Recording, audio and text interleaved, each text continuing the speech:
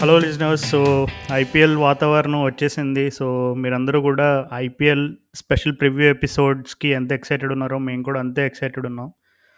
So ఈరోజు మేము IPL special ఎడిషన్లో మేము డిస్కస్ చేయబోయే టీం వచ్చేసి ఆ, నాకు it's almost like second favourite team. And Rahul కూడా చాలా ఇయర్స్ నుండి బాగా సపోర్ట్ చేస్తున్న టీం. అండ్ నాకు తెలిసి మీరందరూ కూడా కనెక్ట్ అవుతారు. So it's none other than Delhi Capitals. So Delhi Capitals అయితే అసలు చాలా ఇయర్స్ నుండి వాళ్ళు టీంలో మంచి ప్రామిసింగ్ ప్లేయర్స్ అండ్ అలాగే మంచి బ్యాక్గ్రౌండ్ కోచింగ్ స్టాఫ్ కానీ వీళ్ళంతా చాలా రీజన్స్కి Delhi Capitals famous. And but ఇప్పటి వరకు వాళ్ళకి ఆ ఐపీఎల్ టైటిల్ అనేది అందని ద్రాక్షలనే మిగిలిపోయింది. గత కొన్ని సంవత్సరాలుగా కొంచెం కన్సిస్టెంట్ పర్ఫార్మెన్సెస్ చూపించిన ఆ ప్లే ఆఫ్స్కి దగ్గరగా వచ్చినా సరే వాళ్ళు టైటిల్ మాత్రం కొట్టలేకపోయారు. సో ఈ ఇయర్ మరి వాళ్ళు టైటిల్ కొడతారా? వాళ్ళ ప్లే ఆఫ్ అవకాశాలు ఎలా ఉన్నాయి? వాళ్ళ ప్లేయింగ్ 11 కాంబినేషన్స్ ఎలా ఉండబోతున్నాయి? వీటన్నిటి గురించి మనం డిస్కస్ చేద్దాం. సో రాహుల్ అయితే లిస్ట్‌తో రెడీగా ఉన్నాడు. So welcome Rahul. సో ఏంటి మరి ఢిల్లీ క్యాపిటల్స్ ప్లేయింగ్ 11 ఎలా ఉండబోతుంది? కాంబినేషన్స్ ఎలా ఉండబోతున్నాయి? అండ్ అలాగే మన మాజీ సన్‌రైజర్స్ కెప్టెన్ అయిన డేవిడ్ వార్నర్ కూడా ఇప్పుడు ఢిల్లీ క్యాపిటల్స్‌తో ఉన్నాడు. సో ఏంటి ఎట్లా ఉండబోతుంది టీమ్? అంటే ఇప్పుడు ఢిల్లీ క్యాపిటల్స్ లాస్ట్ 2-3 ఇయర్స్‌లో వాళ్ళు ఎంత ఇంటరాక్టివ్‌గా, ఎంత ఇంట్రెస్టింగ్‌గా ఆడారు. ఇప్పుడు అట్లా ఆడతారని నాకు నమ్మకం లేదు. ఎందుకంటే వాళ్ళ స్క్వాడ్ చూస్తుంటే చాలా చేంజెస్ అయినట్టున్నాయి. ఇంకా ఆక్షన్ పర్ఫార్మెన్స్ కూడా సోగా ఉందనిపించింది. అండ్ వార్నర్ అన్న సంగతికొస్తే అయితే ఇప్పుడు వరల్డ్ టీ20లో 4, 5 మ్యాచెస్ సక్సెస్ అయ్యాడు వార్నర్.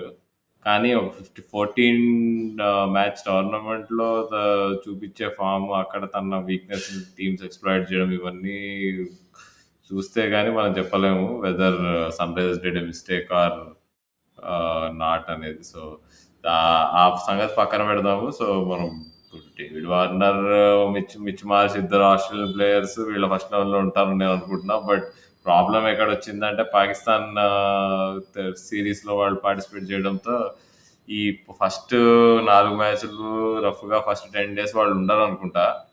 సో, దానివల్ల వీళ్ళు ఫస్ట్ హాఫ్ ఆఫ్ ద టోర్నమెంట్‌లో కొంచెం స్ట్రగుల్ అయితారని అనిపిస్తుంది. బట్ కన్సిడరింగ్ వార్నర్ ఉంటాడనుకుంటే ఇప్పుడు ఓపెనర్స్ వచ్చేసి Prithvi Shaw, Warner by default start అయిపోతారని అనుకుంటున్నా. అండ్ నంబర్ 3 కూడా ఈ మిచ్ మార్ష్‌కి ఫిక్స్ అయిపోవాలి. Provided he is not injured and if is available. And Mitch Marsh మనం వరల్డ్ టీ20లో చూసాం తన ఫామ్ సెమీఫైనల్‌లో, ఫైనల్‌లో తన ఆడిన ఇన్నింగ్స్. అండ్ పోయిన 1 ఇయర్‌లో బిగ్ బ్యాష్‌లో అయినా గానీ, ఆస్ట్రేలియాకి అయినా గానీ అసలు టాప్ ఫామ్‌లో ఉన్నాడు. I think this is the best he has ever played నన్నడిగితే. ఇంత బాగా ఎప్పుడు ఆడలేదు. ఆడడం చూడలేదు నేను టీ20 ఫార్మాట్‌లో అట్‌లీస్ట్. సో, తను హి డిజర్వ్ టు స్టార్ట్. ఏమంటావు టాప్ టాప్ ఆర్డర్ 3 అయితే గురించి? మంచి power packed, probably arguably one of the best top 3 in the ఐపీఎల్‌గా చెప్పుకోవచ్చు. ఎందుకంటే డేవిడ్ వార్నర్‌కి ఇండియన్ కండిషన్స్‌లో అతని ఓపెనింగ్ రికార్డ్ చూసుకుంటే చాలా probably he is been one of the most consistent in the last decade అని చెప్పుకోవచ్చు. అండ్ పృథ్వీ షా టాలెంట్ గురించి మనమేమి ఇంకా స్పెషల్‌గా విడమరిచి చెప్పాల్సిన అవసరం అయితే లేదు. కానీ అతన్ని ఇంకా ఫిట్‌నెస్ కన్సర్న్స్ అనేవి ఇంకా వెంటాడుతున్నట్టు కనబడుతున్నాయి. ఎందుకంటే రీసెంట్‌గా నేను ఒక ఆర్టికల్ చదివాను. 'పృథ్వీ షా' ఈ నేషనల్ క్రికెట్ అకాడమీ మన బెంగుళూరులో ఆ యోయో టెస్ట్ ఇంకా క్వాలిఫై అవ్వలేదు. ఇంకా తన ఫిట్‌నెస్ పైన ఇంకా కొన్ని కన్సర్న్స్ ఉన్నాయని. ఎందుకంటే తను అండర్ 19 కంటే ముందు నుంచే తను ది నెక్స్ట్ 'టెండూల్కర్' లాగా ముంబై క్రికెట్‌లో ఒక రకమైనటువంటి ఆ వైబ్ ఉండేది. ఆ హైప్ కూడా ఉండేది. కానీ మరి ఇంకా తను ఆ నెక్స్ట్ స్టేజ్‌కి అప్‌గ్రేడ్ అవ్వకపోవడం అనేది ప్రాబబ్లీ అతని మీద ఎక్స్‌పెక్టేషన్స్ పెట్టుకున్న వాళ్ళు చాలామంది కొంచెం డిసప్పాయింట్ అయ్యి ఉంటారు. అందులోకి ఇప్పుడు the moment Virat Kohli took over captaincy, fitness అనేది ఇండియన్ క్రికెట్‌లో ఒక భాగం అయిపోయిందనే విషయం అందరికీ తెలిసిందే. But yeah! సో, మన టాపిక్ నుంచి డీవియేట్ అవ్వకుండా బేసిక్‌గా చెప్పాలంటే 'Prithvi Shaw', 'David Warner' arguably the best right left combination. And ah, వార్నర్‌కున్న స్ట్రెంగ్త్స్ డిఫరెంట్ అండ్ 'పృథ్వీ షా'కున్న strengths different. So, definitely it will be a huge bonus for Delhi Capitals if they if they can get consistently runs from both of them. And number 3 నువ్వే చెప్పనే చెప్పేసావు Mitchell Marsh గురించి. Is in the best form of his life అని. So, ఎప్పుడైనా ఒక player మంచి ఫామ్‌లో ఉన్నాడనంటే తనని ఎంత బాగా యూజ్ చేసుకుంటారు టీమ్స్ అనేవి దానిపైన కూడా చాలా కీలకమైన దానిపైన కూడా వాళ్ళ ప్లే ఆఫ్ అవకాశాలు చాలా కీలకంగా ఆధారపడి ఉంటాయి. సో, మిచెల్ మార్ష్ నంబర్ 3 స్థానంలో తను ఏం చేయగలడో ఆస్ట్రేలియా టీమ్‌లో చూపించాడు. సో, మరి ఢిల్లీ క్యాపిటల్స్ ఇంట్రెస్టింగ్. ఎందుకంటే మరి ఇప్పుడు బేసిక్‌గా అట్లాంటి బిగ్ ప్లేయర్స్ కొంచెం ఇంపాక్ట్ ప్లేయర్స్‌ని కొన్ని టీమ్స్ మనం రీసెంట్ ఐపీఎల్ హిస్టరీ చూసుకుంటే కొంతమందిని వాళ్ళు హోల్డ్ బ్యాక్ చేస్తారు. అంటే వాళ్ళని కొంచెం లేట్‌గా పంపించి లాస్ట్‌లో చేజింగ్ టైమ్‌లో గాని, లేదు ఎప్పుడైనా కొన్ని కొన్ని సార్లు కొలాప్స్ అయినప్పుడు అట్లాంటి వాళ్ళుంటే ఆ బ్యాక్ ఎండ్‌లో వచ్చి కొంచెం ఆ ఇన్నింగ్స్‌కి మొమెంటమ్ ప్రొవైడ్ చేయడానికి అట్లా యూజ్ చేయడం మనం చాలా సార్లు చూసాం. కానీ 'రికీ పాంటింగ్' నాకు తెలిసి తను 'బిగ్ బాష్' రెగ్యులర్‌గా ఫాలో అవుతాడు. 'బిగ్ బాష్' కామెంటరీ చేస్తూ ఉంటాడు. సో, తను 'బిగ్ బాష్' అండ్ అలాగే ఇప్పుడు రీసెంట్ ఆస్ట్రేలియన్ రికార్డ్ కూడా చూసి నంబర్ 3 నుండి అతన్ని కిందకి పంపే సాహసం అయితే చేయడని అనుకుంటున్నా. సో, నాకు తెలిసి టాప్ 3 అయితే పర్ఫెక్ట్ ఉంది. సో, అదే నువ్వు చెప్పినట్టుగా వాళ్ళు స్టార్టింగ్ కొన్ని గేమ్స్ మిస్ అవుతారు కాబట్టి కొంచెం వాళ్ళు వచ్చేసరికి ప్రెషర్ లేకుండా ఉంటే definitely we will see the best of Mitch Marsh. అలా కాకుండా వాళ్ళు మార్ష్ అండ్ డేవిడ్ వార్నర్ వచ్చే టైంకే వాళ్ళు ఆల్రెడీ కొన్ని ఇంపార్టెంట్ గేమ్స్ గనక ఓడిపోయి ఉంటే ఖచ్చితంగా there will be a little bit of extra pressure on them to perform well. So, yeah! Top 3 అయితే పర్ఫెక్ట్ ఉంది మరి. నంబర్ 4 ప్లేస్‌లో మరి I don't think he needs introduction. అది అక్కడసలు ప్రశ్నలే అవనవసరం దాని గురించసలు. రిషబ్ పంతే ఉంటాడు. ఈ డిస్కషన్సే అనవసరం. అండ్ మనం స్ట్రెయిట్‌గా నంబర్ 5కెళ్ళిపోదాం. సో, నంబర్ 5 ఇప్పుడు ఇప్పుడు రౌమన్ పవెల్ చాలా మంచి ఫామ్‌లో ఉన్నాడు. ఇంగ్లాండ్ టీ20 సీరీస్‌లో 100 కొట్టాడు అండ్ కన్సిస్టెంట్‌గా ఆడుతున్నాడు. ఇండియా టీ20 సీరీస్‌లో కూడా చాలా బాగా ఆడాడు తను. తను ఇంకా నికోలస్ పూరన్ కలిసి చాలా మంచి పెర్ఫార్మన్సెస్ ఇచ్చారు. సో, అంటే పర్ఫెక్ట్ పొజిషన్ అనుకుంటున్నా. తన స్పిన్ మీద గూడా మనకు తన గేమ్ బావుంది. పవర్ గేమ్ అండ్ ఫాస్ట్ బౌలర్స్‌ని గూడా మనం సిక్స్‌లు కొట్టడం చూసాం డెత్‌లో ఇంగ్లాండ్ సీరీస్‌లో. అండ్ తను కాన్స్టెంట్‌గా ఇంప్రూవ్ అయితున్నాడు లాస్ట్ 2, 3 ఇయర్స్‌లో తన కెరియర్ గ్రాఫ్ చూసుకుంటే. ఐ థింక్ పర్ఫెక్ట్ ఉంటాడు నంబర్ 5లో. అండ్ అంటే ఇప్పుడు తను కాకుండా వేరే ఎవరున్నారు అక్కడ ఆప్షన్స్ అంటే ఎక్స్‌పీరియన్స్‌డ్ ఆప్షన్స్ పెద్ద లేరు. తన లోవర్ మిడిల్ ఆర్డర్‌ని తనే చూసుకోవాలి నాకు తెలిసి. So, number 5 Roman Powell and number 6 వచ్చేసి సర్ఫరాజ్ ఖాన్ లేదా మందీప్ సింగ్ ఆడతారనుకుంటున్నా. ఒకవేళ ఎక్స్‌పీరియన్స్‌డ్ బ్యాట్స్‌మన్ కావాలంటే మందీప్ సింగ్ ఉంటాడు. లేదా కొంచెం యూత్‌ఫుల్ బ్యాట్స్‌మన్ అనుకుంటే సర్ఫరాజ్ ఉంటాడు. సర్ఫరాజ్ అయినా మందీప్ అయినా ఇద్దరు ఏజ్‌లో తేడా ఉన్నా గానీ సర్ఫరాజ్ 5, 6 ఏళ్లగా ఐపీఎల్ ఆడుతున్నాడు అసలు. తను 17 ఏళ్ల కుర్రాడుగా ఉన్నప్పటి నుంచి ఐపీఎల్ ఆడుతున్నాడు. సో, అండ్ తన టాలెంట్ గురించి అందరికీ తెలిసిందే. ఇప్పుడు రీసెంట్‌గా రంజీ ట్రోఫీలో కూడా మంచి ఫామ్‌లో ఉన్నట్టు కనిపిస్తున్నాడు. అండ్ కొంచెం మెల్లిగా తను ఉన్న టాలెంట్‌ని కన్వర్ట్ చేసినట్టు సూచనలు కనిపిస్తున్నాయి మనకి. ఐ థింక్ సర్ఫరాజ్‌ని నంబర్ 6 ఆడడంలో తప్పు లేదు. ఆడించడంలో యాహ్! తప్పు లేదు. 2015లో అనుకుంటా నేను RCB versus Kings 11 Punjab match అప్పుడు నేను చిన్నస్వామి స్టేడియంలో చూసాను. సర్ఫరాజ్ టాలెంట్‌ని I think that was Sarfaraz one of the first matches అనుకుంటా. డెబ్యూ మ్యాచో కాదో నాకు గుర్తులేదు గానీ, అప్పుడే అదే సీజన్‌లో అప్పుడప్పుడే లైమ్‌లైట్‌లోకి వస్తున్నాడు. ఆ మ్యాచ్‌లో ఏబీ డివిలియర్స్‌తో పాటు బ్యాటింగ్ చేసి సేమ్ అసలు ఏబీ డివిలియర్స్ లాగా స్కూప్సు, ప్యాడిల్స్ అసలు ఆ షాట్లు ఆడేసరికి స్టేడియంలో జనాలు స్టన్ అయిపోయారసలు. అమ్మో! మనోడి దగ్గర టాలెంట్ మామూలుగా లేదని. If I remember correctly AB de Villiers కూడా తను స్టన్ అయ్యి మన సర్ఫరాజ్‌కి ఒక పెద్ద హగ్ ఇచ్చాడు. So, yeah! అప్పటినుంచి మరి ఐపీఎల్ ఆడుతున్నాడు. కానీ అన్‌ఫార్చునేట్‌లీ తను మంచి ఛాన్స్ రాలేదులే ఆయనకి. తనకొక అవునవును. ఎక్స్‌టెండెడ్ రన్ ఇవ్వలేదు టీమ్స్.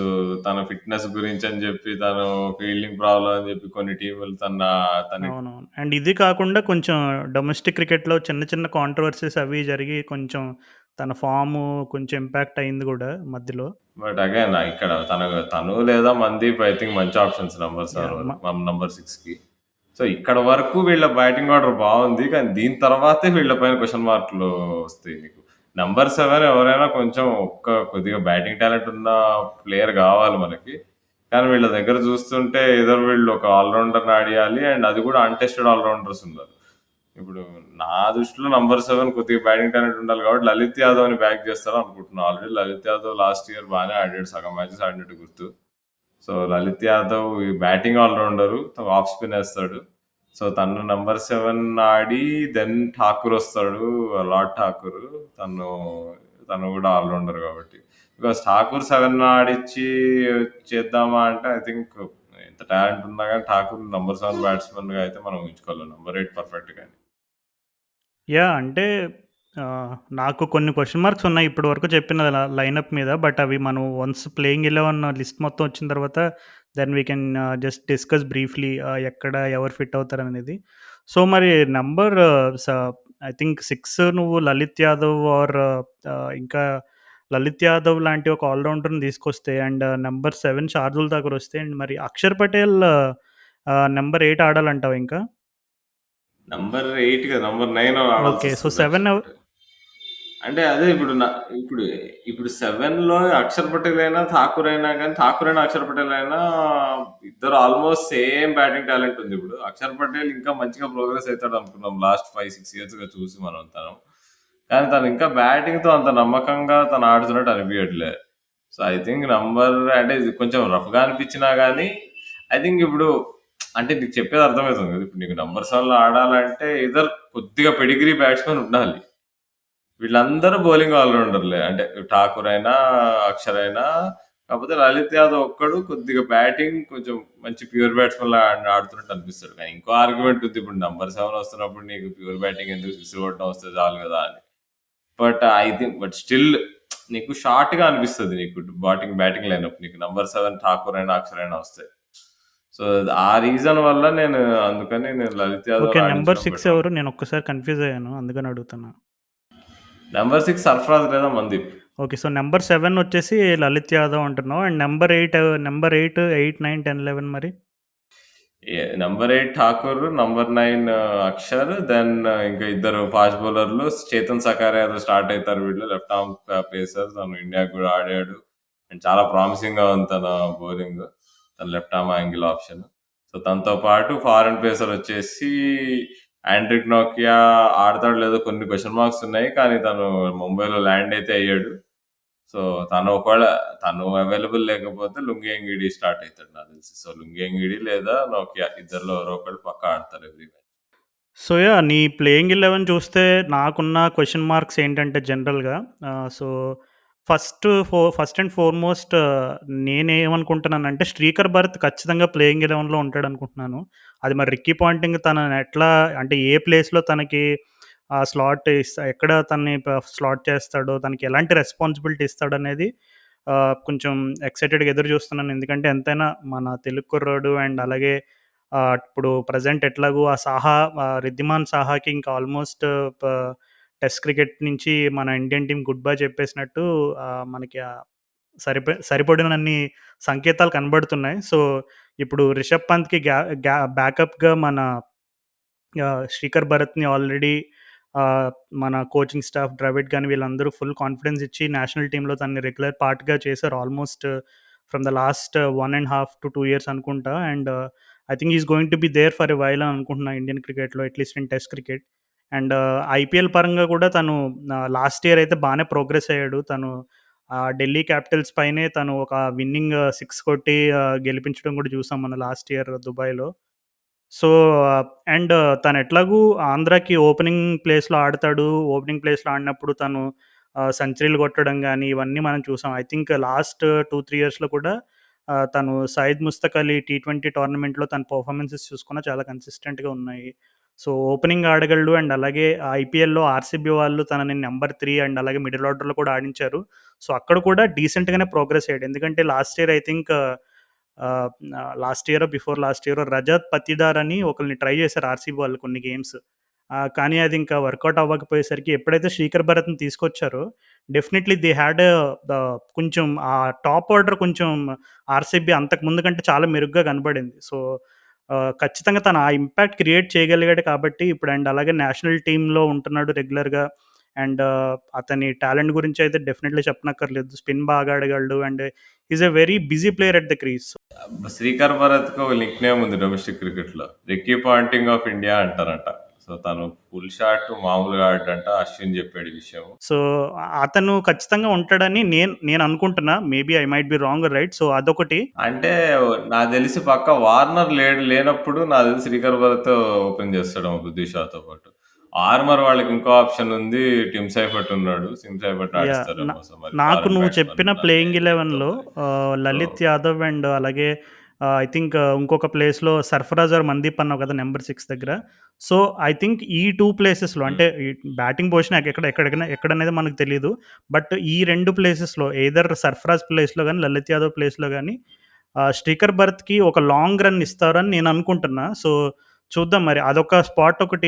ఇంకొకటేంటంటే ఇప్పుడు ఆ నంబర్ 6 అండ్ 7 ప్లేసెస్‌లో మనం చూసుకుంటే వీళ్ళకి ఇప్పుడు రామన్ పవల్ నంబర్ 5 వస్తున్నాడు. నంబర్ 4లో రిషబ్ పంత్ ఉన్నాడు. నంబర్ 3లో మిచెల్ మార్ష్ ఉన్నాడు. సో, జనరల్‌గా చూసుకుంటే 3, 4, 5 ముగ్గురు కూడా హ్యూజ్ ఇంపాక్ట్ ప్లేయర్స్ అనమాట. అంటే ఎట్లా అంటే ఒంటి చేత్తో మ్యాచ్‌ని కంప్లీట్‌గా మలుపు తిప్పేయగల సత్తా ఉన్న ప్లేయర్స్ వీళ్ళు ముగ్గురు కూడా. సో, ముగ్గురిని బ్యాక్ టు బ్యాక్ యూజ్ చేయడం అనేది I don't think it's a smart tactic. ఎందుకంటే కొన్ని సార్లు ఇప్పుడు అన్ని సార్లు కండిషన్స్ బ్యాట్స్‌మెన్‌కి ఫేవర్‌గా ఉంటదని మనం చెప్పుకోలేం. కొన్ని సార్లు కొంచెం ఛాలెంజింగ్‌గా ఉండి, ఆ బాల్ కొంచెం స్వింగ్ అయితే ఓపెనింగ్‌లోనే 2, 3 వికెట్స్ కోల్పోవడం మనం చాలా సాధారణంగా చూస్తూ ఉంటాం ఐపీఎల్‌లో. సో, ఒకవేళ గనక వాళ్ళు పవర్ ప్లే ఓవర్స్‌లో 2, 3 వికెట్స్ కోల్పోయారంటే for example someone like Warner and Mitchell Marsh ఇట్లాంటి బిగ్ వికెట్స్ వాళ్ళు త్వరగానే కోల్పోయారంటే, రామన్ పవల్ లాంటి బిగ్ ప్లేయర్స్‌ని ఇప్పుడు రిషబ్ పంత్ ఎట్లాగో తన స్లాట్ మారే అవకాశం అయితే ఉండదు. ఆ నంబర్ 4 అనేది ఆల్మోస్ట్ ఫిక్స్ అయిపోద్ది. ఎందుకంటే తను ఇంటర్నేషనల్‌గా has enough experience to deal with situations. కొన్ని కొన్ని సార్లు అంటే ఇప్పుడు మనం ఆ మెచ్యూరిటీ చూసాం. అంతకు ముందులాగా మరీ ఓవర్ ర్యాష్‌గా ఆడకుండా కొంచెం బాధ్యతగా రిషబ్ పంత్ ఆడడం మనం చాలా సార్లు చూసాం.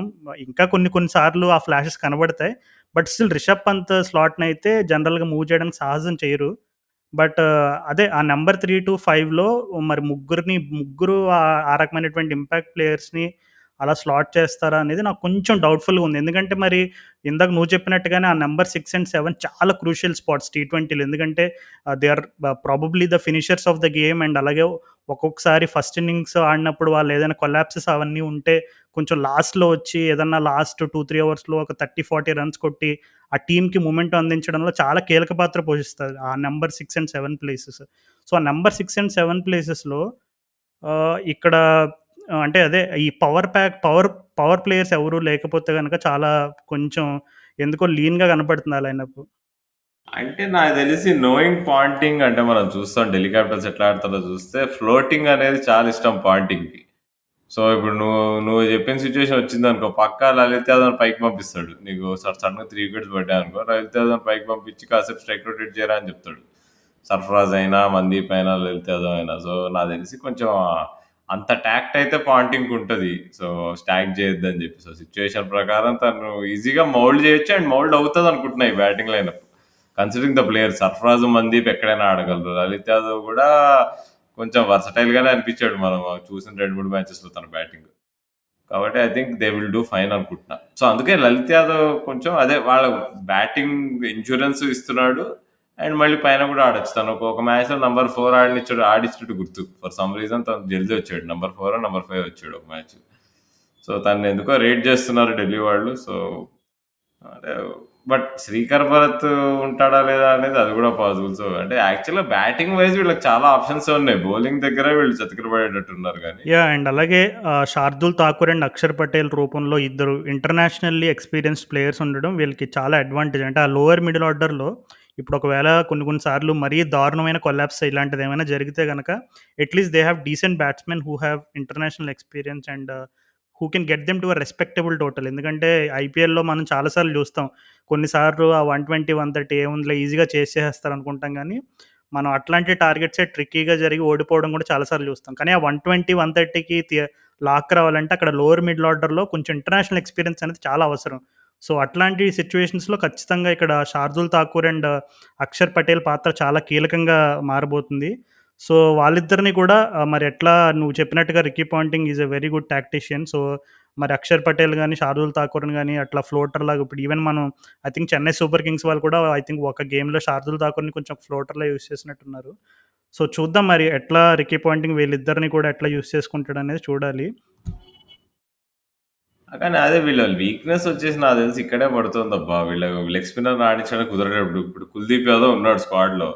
కుల్దీప్ యాదవ్‌ని ఫిట్ చేద్దామంటే వీళ్ళ బ్యాలెన్స్‌లో ఫిట్ కావట్లేదు. నువ్వు అక్షర్ పటేల్ 100% ఆడాలి. ఇప్పుడు లలిత్ యాదవ్ కూడా ఎందుకు ఆడాల్సొస్తుంది? ప్రాబ్లమ్ ఎక్కడొస్తుందంటే వీళ్ళ బ్యాటింగ్ లైనప్ లాంగ్ ఇనఫ్ లేదు. ఇప్పుడు పవర్ ప్యాక్డ్‌గా ఉంది గానీ లాంగ్ ఇనఫ్ బ్యాటింగ్ లైనప్ లేకపాయె. సో, అంటే నీకు అటు ఇటు చేసి స్పిన్ డిపార్ట్‌మెంట్‌లో వీళ్ళు వీకున్నారు. ఇప్పుడు అమిత్ మిశ్రా స్క్వాడ్‌లో లేడు. మీకు ఇప్పుడు ఉన్న కుల్దీప్ యాదవ్‌ని కూడా అసలు ఆడియాలంటే కష్టంగా ఉంది. సో, ఐ థింక్ అదేలే ఒక క్వాలిటీ ఇప్పుడు ముందు గూడా లాస్ట్ 3 ఇయర్స్ చూసుకుంటే గూడా అమిత్ మిశ్రా గాకుండా ఎవరిని ఆడిస్తుండే వీళ్ళు ఢిల్లీ క్యాపిటల్స్ అంటే ప్రవీణ్ దూబే ఆడుతుండే కొన్ని మ్యాచెస్. ప్రవీణ్ దూబే అంత ఎఫెక్టివ్ గూడా అనిపియలే మనకి. ఈసారి గూడా ఉన్నాడు స్క్వాడ్‌లో. బట్ అయినా in spite of having options like Praveen Dubey and Kuldeep Yadav వాళ్ళకి ఛాన్స్ వస్తుందనైతే నేను అనుకోవట్లే. యాహ్! అంటే నువ్వు చెప్పింది కరెక్టే. అండ్ రీసెంట్‌గా ఇప్పుడు మనకి అదే రీసెంట్ ఐపీఎల్‌లో ఇప్పుడు మనం చూసుకుంటే ప్లేయర్స్ ఎవరెవరున్నారు ఇంకా ప్రాబబుల్‌గా ఆప్షన్స్ అంటే ఇప్పుడు లుంగి ఎంగిడి ఒకడు, ఖలీల్ అహ్మద్ అండ్ విక్కీ ఆస్ట్‌వాల్ తను రీసెంట్‌గా ఆ టీ20 రీసెంట్‌గా అండర్-19 వరల్డ్ కప్ ఆడాడు తను. ఇంకా కమలేష్ నాగర్‌కోటి. సో, కమలేష్ నాగర్‌కోటి అందరికీ తెలిసిన అందరికీ సుపరిచితమైన పేరే. అతను ఆహ్, అండర్-19 వరల్డ్ కప్ టైమ్‌లో ఆ 2018 సీజన్‌లో ఏం చేశాడనేది అందరికీ తెలుసు. అండ్ కమలేష్ నాగర్‌కోటిలో ఇంకొక స్పెషాలిటీ ఏంటంటే అతను చాలా అద్భుతమైన ఫీల్డర్. అంటే సాధారణంగా మనం ఫాస్ట్ బౌలర్స్, అద్భుతమైన ఫీల్డర్స్ అనేది కొంచెం రేర్ చూస్తాం ఆ కాంబినేషను. కానీ Kamlesh Nagarkoti is arguably one of the best. Even ఆ అండర్-19 వరల్డ్ కప్ టైమ్‌లోనే అన్ని టీమ్స్‌లో తన్నే బెస్ట్ ఫీల్డర్‌గా గుర్తించారు చాలా కామెంటేటర్స్ కూడా. So, yeah! అదొక స్పెషల్ ఫీచర్ తన దగ్గర. సో, కేకేఆర్ వాళ్ళు ట్రై చేశారు కొన్ని ఇయర్స్ కానీ కొన్నిసార్లు ఇంజ్యూరీస్ వల్ల దానివల్ల కన్సిస్టెన్సీ మిస్ అయింది. సో, సాధారణంగా రికీ పాంటింగ్ ఎప్పుడు కూడా యంగ్‌స్టర్స్‌ని బాగా బ్యాక్ చేసి వాళ్ళకి కాన్ఫిడెన్స్ నింపడంలో ముందుంటాడు కాబట్టి, మరి ఇట్లాంటి యంగ్‌స్టర్స్‌ని ఎట్లా డీల్ చేస్తాడు? వాళ్ళని ఏ సిట్యుయేషన్స్‌లో ఎట్లా యూజ్ చేసుకుంటాడనేది కూడా ఇంట్రెస్టింగ్. అండ్ అలాగే వీళ్ళకి ముస్తఫిజుర్ రెహమాన్ కూడా ఉన్నాడు. సో, ముస్తఫిజుర్ రెహమాన్ తను ఏం చేయగలడు? తనలో స్పెషాలిటీ ఏంటనేది అందరికీ తెలిసిన విషయమే. తను ఆ చేంజ్ ఆఫ్ పేస్ ఒకటి, కట్టర్స్ వేయడం అండ్ అలాగే డెత్ బౌలింగ్‌లో మంచి ఎక్స్‌పీరియన్స్ ఉండడం ఇవన్నీ మంచి అడ్వాంటేజే. ఓకే. తను ఇంటర్నేషనల్ కెరియర్ స్టార్ట్ అయినప్పుడు ముస్తఫిజుర్ రెహమాన్ క్రియేట్ చేసిన హైప్ ఇప్పుడు అదే రేంజ్‌లో ఉందా అంటే కాదనే చెప్తారు ఎవరైనా. But still he is doing a decent job. Even ఇప్పుడు బంగ్లాదేశ్‌కి కొంచెం కన్సిస్టెంట్‌గానే ఆడుతున్నాడు లిమిటెడ్ ఓవర్స్ ఫార్మాట్స్‌లో. And is not doing too bad. అంటే అంతకు ముందులాగా మరీ మధ్య మధ్యలో కొంచెం కన్సిస్టెన్సీ మిస్ అవ్వడం జరిగింది గానీ, ఇప్పుడు పర్వాలేదు. అంటే తన చేంజ్ ఆఫ్ పేస్ తోటి బ్యాట్స్‌మెన్ ఇంకా డిసీవ్ చేస్తున్నాడు. అండ్ ఎప్పుడు కూడా ఆ లెఫ్ట్ ఆర్మ్ యాంగిల్ అనేది ఎప్పుడు కూడా టీమ్స్‌కి ఒక రకమైనటువంటి మిస్టరీగా మిగిలిపోతుంది. సో, అండ్ ఐపీఎల్‌లో కూడా మనం ఆ లెఫ్ట్ ఆర్మ్ పేసర్స్ బానే సక్సెస్ చూసినట్టు మనం చాలా రికార్డ్ ఉంది. స్టార్టింగ్ ఫ్రమ్ జయదేవ్ ఉనద్కత్ ఇంకా వెనక్కి వెళ్తే చాలా పేర్లు గుర్తొస్తాయి మనకి. So, yeah! ముస్తఫిజుర్ రెహమాన్ ఉన్నాడు. అండ్ లుంగి ఎంగిడి ఇప్పుడు ఏదైనా ట్రాక్ గనక మంచి పేస్ అండ్ బౌన్స్ ఉండి ఒక మంచి సౌత్ ఆఫ్రికన్ ట్రాక్ స్టైల్‌లో ఉంటే I'm pretty sure Ricky Ponting will be tempted to play both Nokia and Ngidi. ఇంకప్పుడు ఒక ఫుల్ ప్రాంగ్డ్ పేస్ అటాక్ లాగా ఉంటదది. కానీ అంటే ఇప్పుడు పేస్ బౌలింగ్‌లో ఆప్షన్స్ బాగున్నాయి. బట్ అంటే ఇప్పుడు అది ట్రాన్స్‌లేట్ అవ్వట్లేదు ప్లేయింగ్ 11లో. అందుకని వీళ్ళ బ్యాలెన్స్ ఆఫ్ ఉన్నట్టుంది. ఇప్పుడు నేను తయారు చేసిన 11లో ఇప్పుడు బౌలింగ్ ఆప్షన్స్ ఎవరున్నాయంటే నోకియా, సకారియా, అక్షర్ పటేల్, ఠాకూర్, నీకు మిచ్ మార్ష్. సో ఎన్ని ఆప్షన్స్ ఉన్నాయి? 5 options and along with Lalit యాదవ్‌ను కూడా ఒక బౌలింగ్ ఆప్షన్ కౌంట్ చేసుకుంటే 6 ఆప్షన్స్. సో 6 ఆప్షన్స్‌లో మనం చూసుకుంటే అంటే ప్రాపర్ 4 ఓవర్స్ ఏయగలిగే బౌలర్స్ నలుగురే ఉన్నారు. సో ఇక్కడ దెబ్బతింటున్నారు వీళ్ళు అనుకుంటున్నాను నేను. ఒక క్వాలిటీ ఆల్ రౌండర్ మిస్సింగ్ అవ్వడం వల్ల వీళ్ళు దెబ్బతినబోతున్నారు. Defending totals or containing first inning totals. So I think this is where their weakness lies bowling attack దగ్గరనే. వీళ్ళ బ్యాలెన్స్ వల్ల అదే మనం నంబర్స్ అందరూ లలిత్ యాదవ్‌ని ఆడిస్తున్నాం. But Lalit Yadav 4 overs bowler కాదు కదా! లలిత్ యాదవ్. సో అక్కడ పడతది. అవునండి. అలాగే బ్యాటింగ్‌లో కూడా శ్రీకర్ భరత్ వాళ్ళ ఫ్రెండ్ మన ఆంధ్ర కుర్రోడే అశ్విన్ హెబ్బార్ అని కూడా ఉన్నాడు. సో, తను జనరల్‌గా లాస్ట్ 4, 5 ఇయర్స్‌లో ఐ థింక్ ఆంధ్ర క్రికెట్‌లో సయ్యద్ ముస్తక్ అలీ ట్రోఫీ అండ్ అలాగే విజయ్ హజారే రెండిట్లోనూ కూడా బాగా కన్సిస్టెంట్‌గా పెర్ఫార్మ్ చేశాడు. తనకు కూడా ఎక్కడో ఒక చోట ఒక చిన్న అవకాశం వస్తదని ఆశిద్దాం. అండ్ అలాగే ఇప్పుడు నువ్వు చెప్పిన స్క్వాడ్ అంతట్లో నాకు ఉన్న నేననుకునే చేంజెస్ ఏంటంటే శ్రీకర్ భరత్‌ని ఎట్లైనా టీమ్‌లోకి తీసుకొస్తాడు రికీ పాంటింగ్. అండ్ అలాగే కుల్దీప్ యాదవ్‌ని కూడా ఫిట్ చేయడానికి ట్రై చేస్తాడు. అంటే మేబీ ఇప్పుడు ఆహ్, అంటే కుల్దీప్ యాదవ్ కొంచెం మరీ ఫార్మ్ కోల్పోయి కొంచెం మరీ బౌలింగ్ తను ఎక్స్‌పెక్ట్ చేసిన రేంజ్‌లో వేయకపోతే తనని పక్కన పెడతారేమో గానీ బట్ అట్‌లీస్ట్ ఆ స్టార్టింగ్ 11లో స్టార్టింగ్ ఫ్యూ గేమ్స్‌లో బోత్ కుల్దీప్ యాదవ్ అండ్ శ్రీకర్ భరత్‌ని ఖచ్చితంగా ప్లేయింగ్ 11లో ఉంచే ప్రయత్నం పాంటింగ్ అయితే చేస్తాడు. నేననుకునే ఆ 2 place yeah! Without Warner Marsh అయితే నాకు తెలిసి బ్యాటింగ్ ఆర్డర్ పైకి మూవ్ అవ్వచ్చు ఆ సిట్యుయేషన్‌లో. శ్రీకర్ భరత్ ఆడి, సర్ఫరాజ్, మందీప్ ఇద్దరు ఆడి ప్రాబబ్లీ కింద ప్లేయర్స్ ఉండి అటు ఇటు చేసి కుల్దీప్‌ని ఫిట్ అయ్యి ఏమన్నా ఛాన్స్ ఉండొచ్చేమో గానీ, బట్ వన్స్ వార్నర్ మార్ష్ ఉంటే వీళ్ళ బ్యాలెన్స్ యాహ్! దెబ్బతింటది. టోటల్‌గా అటు చేసి, ఇటు చేసి ప్లేయింగ్ 11 మొత్తం మీద బానే కూర్పు చేసావు. కానీ మరి వీళ్ళు వీళ్ళు ఎక్కడి వరకు వెళ్తారంటావు? ప్లే ఆఫ్స్ అవకాశాలు ఉన్నాయంటావా? లేవా? ఈసారైనా టైటిల్ కొడతారా? ఏంటి మరి? నాకెందుకో లేదు. Something is of with this team ఏంటి అనిపిస్తుంది. రాహుల్ అంత సో, మాట అన్నావు? ఆనెస్ట్‌గా. నేను హర్ట్ అయ్యాను యాస్ ఎ ఢిల్లీ క్యాపిటల్స్ ఫ్యాన్‌గా. హ్మ్. ఏమో మరి అంటే ప్లే ఆఫ్ డౌటే అనుకుంటున్నా నేను. ఓకే. ఐ డౌటే. Have I high don't think they will expectations make play actually. Offs. అంటే హ్మ్. అవునా? ఎంతో వెరైటీగా ఉంది అదేలే. అంటే టోటల్ నాకు అపోజిట్ అనుకుంటున్నా ఎందుకో నేను. రిషబ్ పంత్ మీద ఒక రకమైనటువంటి గుడ్డి నమ్మకం అనుకుంటారో, అపారమైన నమ్మకం అనుకుంటారో. ఏమో ఆ రిషబ్ పంత్ క్యాప్టెన్సీ కూడా ఒక రీజన్ నేను అట్లా అనడానికి. పోయిన లాస్ట్ ఇయర్ సీజన్ కూడా కన్నీళ్లతో చూసాము. ముగిసింది. తనెందుకో ఈస్ నాట్ రెడీ ఫర్ తెలుసు కదా! కన్నీటి నుంచి కన్నీళ్లతో ఎగసిపడే ఆ ముగిసింది. నిప్పు రవ్వ అంటారు చూడు. సో, చూద్దాం మరి. అంటే ఆ! లాస్ట్ ఇయర్ వాళ్ళకి జరిగిన హార్ట్ బ్రేక్ గాని, అంతకుముందు జరిగిన హార్ట్ బ్రేక్ గాని, కొంచెం ఇయర్ ఎందుకంటే పాంటింగే ఉన్నాడు కదా! ఇప్పుడు ఇంకొక చిన్న అడ్వాంటేజ్ ఏంటంటే, ఆ బ్యాక్‌గ్రౌండ్ స్టాఫ్‌లో ఇంకా coaching Ricky Ponting is at the helm of things. So, ఇప్పుడు ఎప్పుడైనా నీకు ఒక్కసారిగా బ్యాక్ రూమ్ స్టాఫ్ అనేది కంప్లీట్‌గా చేంజ్ అయిపోతే, డెఫినెట్‌లీ నీకు ఆ టీమ్ కాంబినేషన్స్ ఇవన్నీ కూడా కొంచెం ఎక్కడో చోట కొంచెం అప్‌సెట్ అవుతది. కానీ still because Ricky Ponting is still holding the horses. ఇప్పుడు తనే because he is the boss. I feel that తను ఆ టీమ్ కోర్ వాళ్ళ ఫిలాసఫీ అంతకుముందు లాస్ట్ 2, 3 ఇయర్స్‌గా తన కోచింగ్స్‌లో ఎట్లయితే తన టీమ్‌ని ఆడించాడో, ఆ ఫిలాసఫీనయితే చేంజ్ చేయడు. సో, సేమ్ ఫిలాసఫీతో వెళ్తారు. ఇంకా ఒక రకంగా చెప్పాలంటే కొంచెం ఎక్సైటింగ్ ప్లేయర్స్ ఉన్నారు. Even like Mitchell Marsh and David Warner, Roman Powell and Anrich Nokia వీళ్ళంతా కూడా హై ఎక్స్ ఫ్యాక్టర్ ప్లేయర్స్ అనమాట. అంటే అందరూ కూడా ఒంటి చేత్తో మ్యాచ్‌ని తిప్పేయగలిగే సత్తా. ఇంకా లార్డ్ ఠాకూర్ గురించి ఇంకా మరి మనం ఏం చెప్తాం చెప్పు. లార్డ్ ఠాకూర్ మన ధోని అన్న ఆర్ట్ ఠాకూర్ అవును. ఏమన్నా సో చేయగలడు. 'టైటానిక్‌ని' కూడా కాపాడేవాడు అక్కడ అవును. సో ఉండుంటే. లార్డ్ ఠాకూర్ ఉన్నాడు. ఇంకా కానీ కానీ నన్నడిగితే ఎక్స్ ఫ్యాక్టర్ ప్లేయర్ గాని, ఎంవీపీ గాని నాకు తెలిసి మిచ్ మార్ష్ ఓకే. సింపుల్‌గా. తన ఒంటి చేత్తో ఆస్ట్రేలియాని టీ20 ఫైనల్‌లో గెలిపించేసాడు. సో, ఆ రేంజ్ పెర్ఫార్మన్స్ ఉంటే ఖచ్చితంగా I think the Delhi Capitals over perform చేస్తది. నా ఎక్స్‌పెక్టేషన్స్ కంటే ఎక్కువ బాగా ఆడతారు. ఒకవేళ తను చూపిస్తున్న ఓకే. ఫార్మ్ సో నీ కంప్లీట్‌గా ఫైనల్ వర్డిక్ట్ ఏంటి చూపించగలిగితే. మరి? వీళ్ళు ప్లే ఆఫ్స్‌కి వెళ్తారా? వెళ్ళరా? ఎళ్లరు. I okay. Don't think so, నా వాళ్ళెళ్ళరనుకుంటున్నా. ఎక్స్‌పెక్టేషన్ ఏంటంటే ఢిల్లీ క్యాపిటల్స్ వాళ్ళు ప్లే ఆఫ్స్‌కి వెళ్తారని నేను అనుకుంటున్నా. అండ్ ఇంకొకటేంటంటే ఈ David Warner I feel he might be the MVP for Delhi Capitals అని అనుకుంటున్నా. దానికి కారణం కూడా చెప్తాను. ఏంటంటే ఇప్పుడు ఆ సన్‌రైజర్స్‌తో తను గత సంవత్సరం తనకి ఆ కెప్టెన్సీ విషయంలో గాని, ఇవన్నీ జరిగిన ఏమేమైతే ఇన్సిడెంట్స్ ఉన్నాయో, మనకి ఏమేమైతే వెలుగులోకి వచ్చినాయో అండ్ ఆక్షన్‌లో గూడా చూసాం. మనకి ఒక రకంగా చెప్పాలంటే కొంచెం ఒక చిన్నపాటి అవమానమే జరిగిందని చెప్పాలి. ఎందుకంటే వార్నర్ లాంటి హైలీ కన్సిస్టెంట్ ప్లేయర్‌కి పెద్దగా అంటే ఎక్కువ మంది పెద్దగా ఆసక్తి అయితే చూపించలేదు. చెన్నై సూపర్ కింగ్స్ వాళ్ళు బిడ్ వేశారు. కొనడానికి ప్రయత్నం చేశారు గానీ అంత అంటే మేబీ అంటే ఔట్ సైడ్ ఫ్యాన్స్ ఎక్స్‌పెక్ట్ చేసినంత రేంజ్‌లో మేబీ తన ఆ రకమైనటువంటి బిడ్స్ అట్రాక్ట్ చేయలేదని మేబీ తను కూడా ఫీల్ అయ్యి ఉంటాడు. సో, జనరల్‌గా కొంచెం ఇట్లాగా హైలీ ఇంటర్నేషనల్ ఎక్స్‌పీరియన్స్ ఉన్న ప్లేయర్స్ కొంచెం ఫైర్డ్ అప్ ఉన్నప్పుడు వాళ్ళ రకమైనటువంటి వాళ్ళిచ్చే కమ్‌బ్యాక్ అనేది ఎలా ఉంటదో మనం చాలా సార్లు చూసాం గతంలో.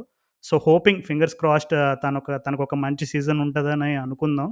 సో, నా ఎక్స్‌పెక్టేషన్ అయితే వాళ్ళు ప్లే ఆఫ్స్‌లోకెళ్తారని అనుకుంటున్నా. సో, అది మరి అది మరి. So, that's about Delhi Capitals. So, మన నెక్స్ట్ ఎపిసోడ్‌లో మరొక ఎక్సైటింగ్ టీమ్ తోటి మనందరం కలుసుకుందాం. సో, క్రికెట్ నగరంని మీరు సోషల్ మీడియా హ్యాండిల్స్‌లో ఫాలో అవ్వకపోతే ఫాలో కొట్టండి. అండ్ అలాగే మీ ఫ్రెండ్స్‌కి కూడా ఇంట్రొడ్యూస్ చేయండి మా పాడ్‌కాస్ట్‌ని. And keep listening and keep writing to us at cricket Nagaram. మరలా మనం నెక్స్ట్ ఎపిసోడ్‌లో కలుసుకునేంత వరకు నా తరపు నుండి అండ్ అలాగే రాహుల్ తరపు నుండి టాటా అండ్ గుడ్ బై.